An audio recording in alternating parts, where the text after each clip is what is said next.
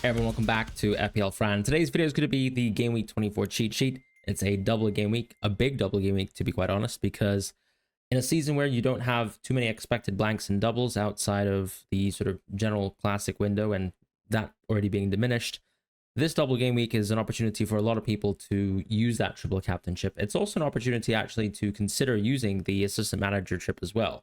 So therefore, with the assistant managership now being available, we will have a section for assistant managers. Right now, I'm recording on the Tuesday before Champions League, so hopefully, fingers crossed, nothing happens to a lot of the key players that we are going to be investing into. But I think the clear sign is that Liverpool have been able to rest most of their players, except for Gakpo, who probably won't be playing too much anyways within the last game that they have left in the group stage. And we're looking ahead towards also a lot of Everton players, where I think the choice, as ever, is whether you want to go into any Everton players at all.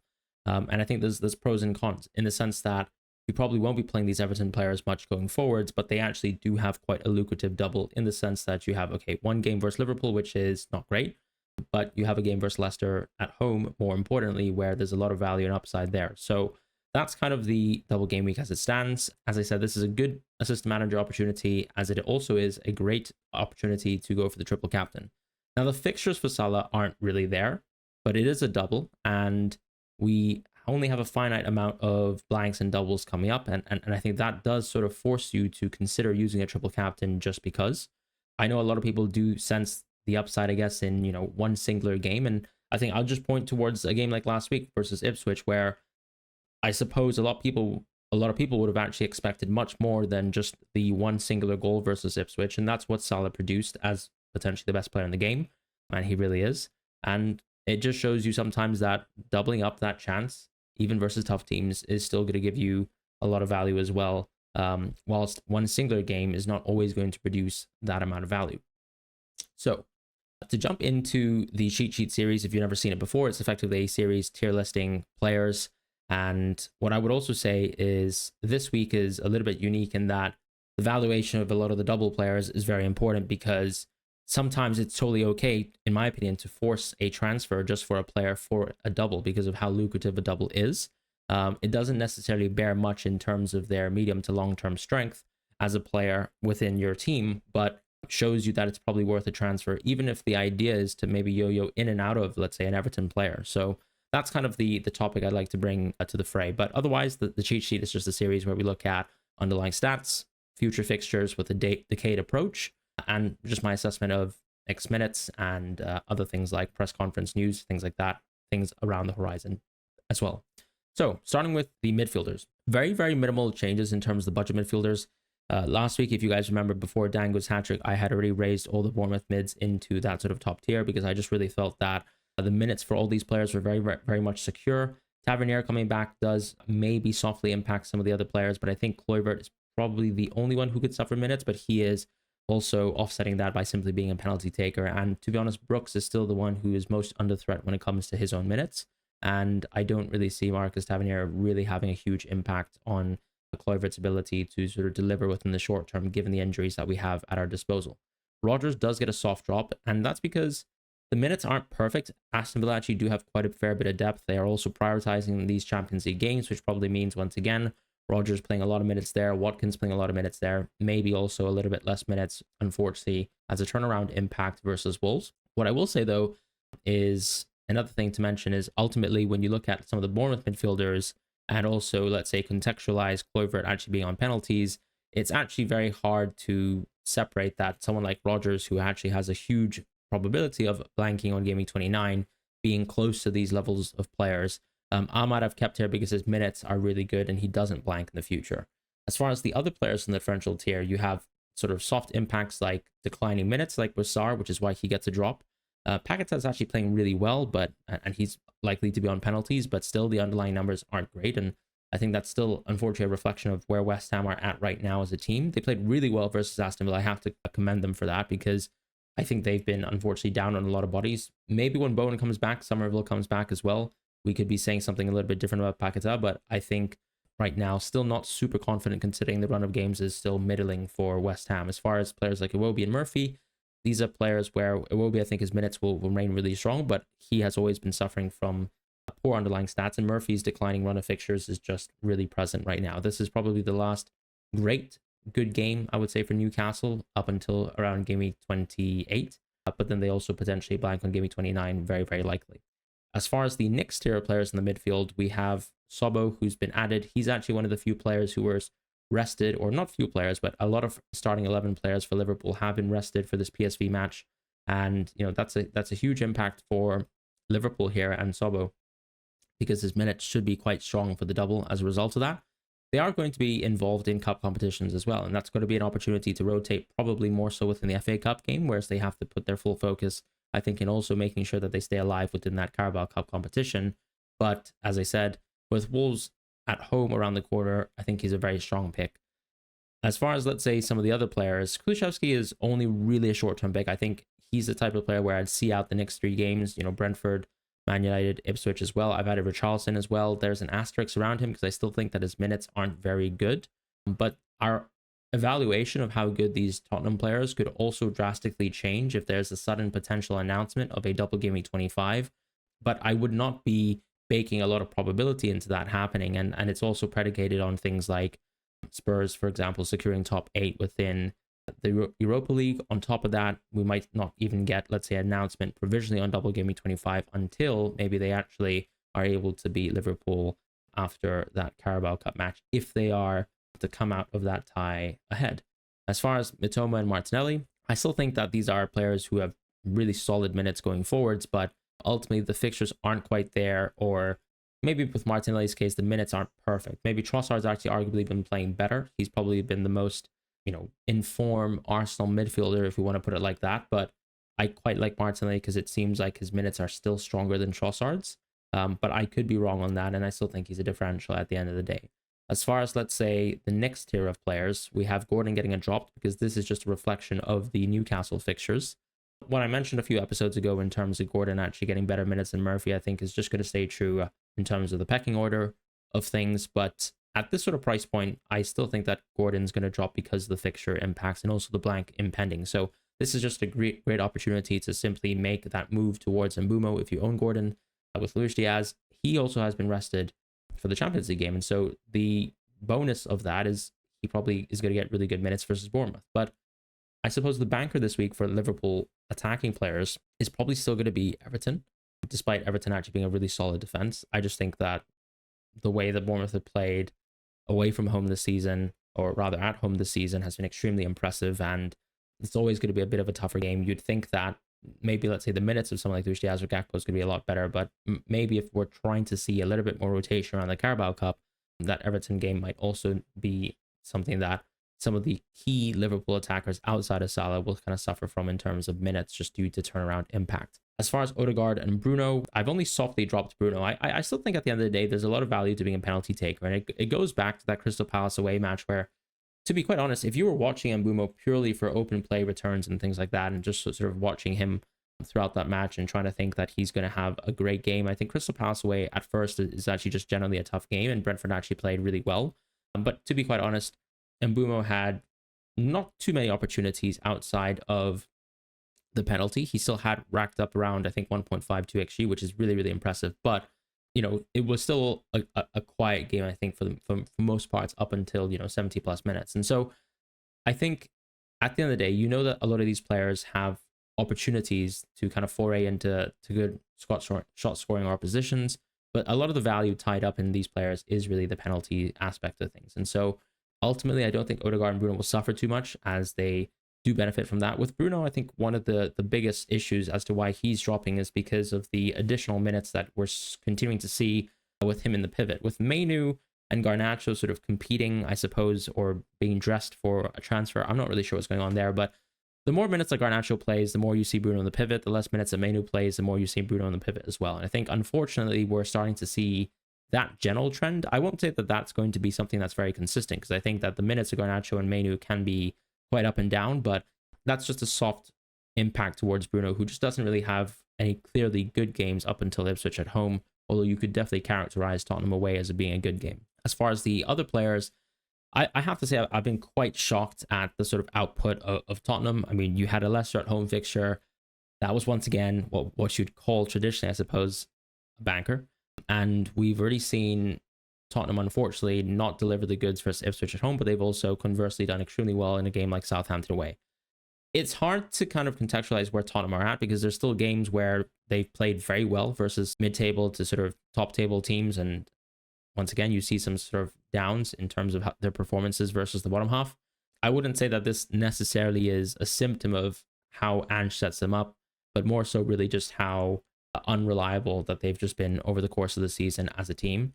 And I think Son suffers from that as a result. We've also mentioned, I mean, a couple times within this series as well, where Son has not been generally playing super well this season. I think he clearly looks tired generally, if I could make that comment as someone who's a bit data minded. But yeah, I think he still holds up value because you still expect him, one, to be the penalty taker, and two, to actually rack up a lot of minutes while Solanke's absent. And these games aren't bad. The next three fixtures are still very strong, very much so for Spurs. And so I would expect them to be able to extract more value from these fixtures, despite, you know, that sort of blip of the result. Not really a blip of the result versus Leicester considering their position on the table, but you kind of get the point in terms of maximizing fixtures. Moving on to the forwards, because there's nothing to talk about with Palmer and Salah. I still think Palmer and Salah are absolutely top tier. I've seen some sales for Palmer. I probably talked about it last week, but I still think that going forwards, he's one of the best players in the game. Structurally, there's no reason to really move away from Palmer, although, I mean, I guess the argument is always, you know, could you be moving to Foden, who arguably is more informed but has worse fixtures, versus right now you have so much value within the Bournemouth midfielders. I suppose the question always is going to be, why would you need to sell Palmer anytime soon, up until potentially, you know, a blank if, let's say, Arsenal reverse their fortunes, that sort of thing.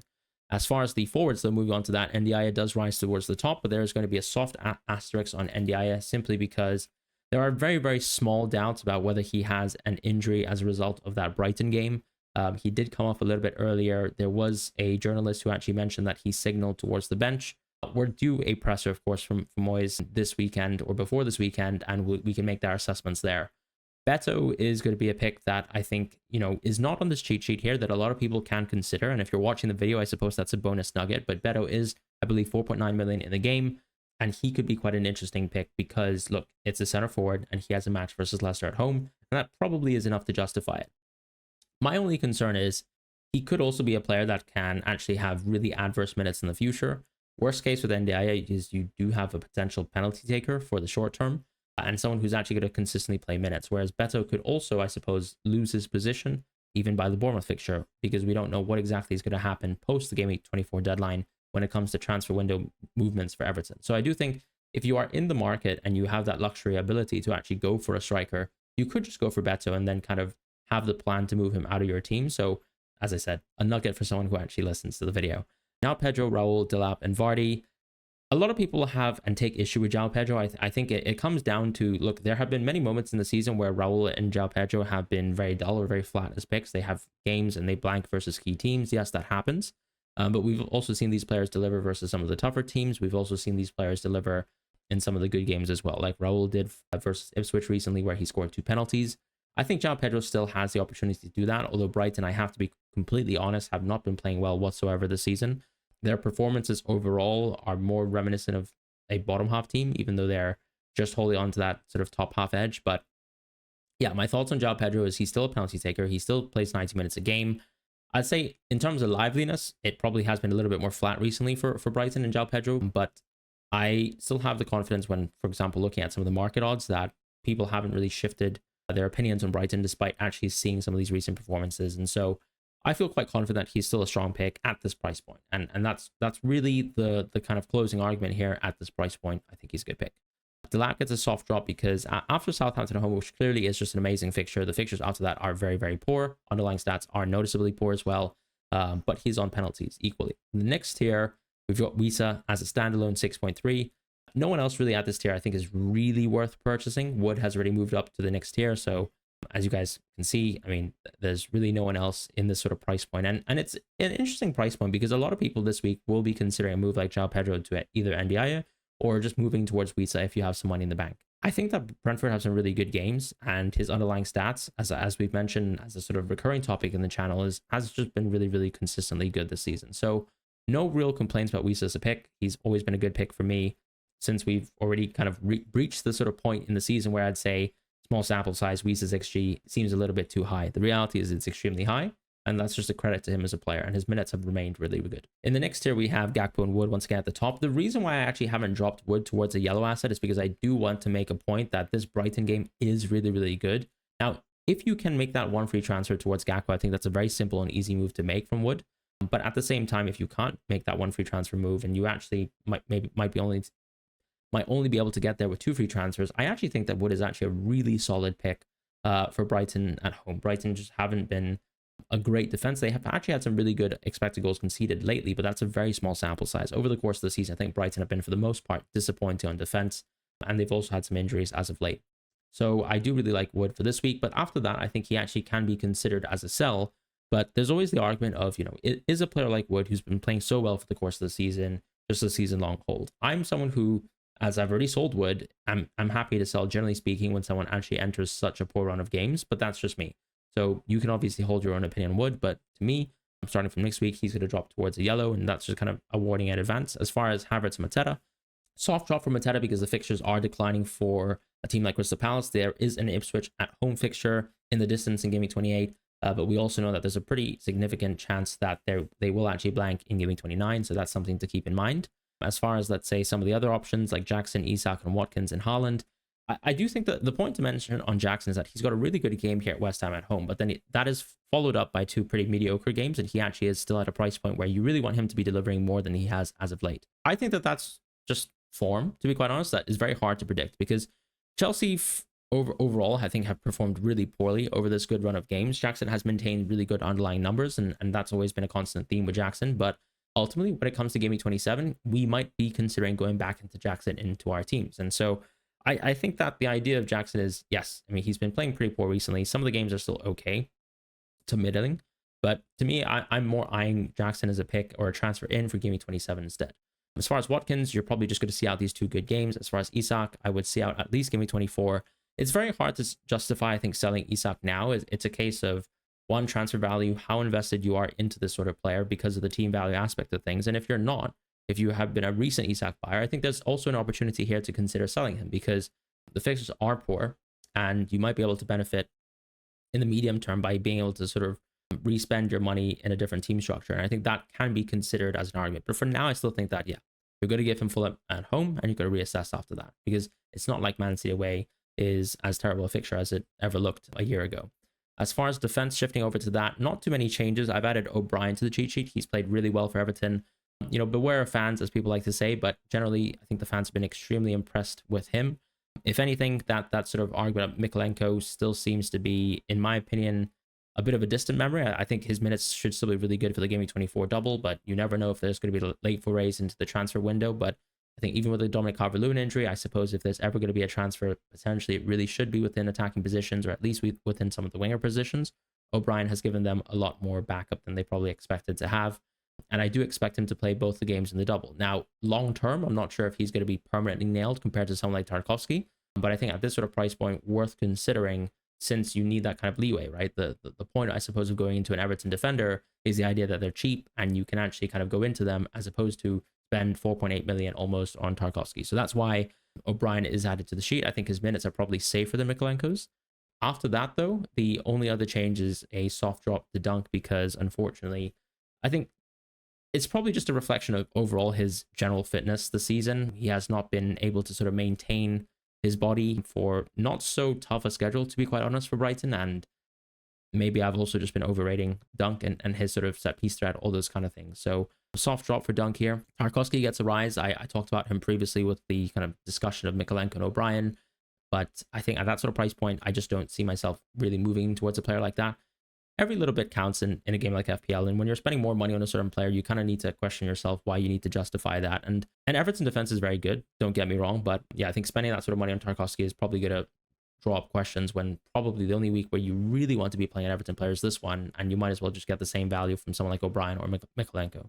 As far as Crystal Palace, because the fixture sort of impacts iterated on the forward section with Mateta, they do get a soft drop. I do recognize that I still have Eze as a midfielder, as a very top tier midfielder, but I also think that that's because he's still at a very cheap price point, right? When we talked about Mateta previously, I think he was worth it at that price point because the forward landscape is a lot weaker and he had really good fixtures. And I think the buy was predicated on those fixtures. Whereas Eze actually generally is someone I think is a little bit more impervious to fixtures, given his price point, given all the price drops that he suffered from this season.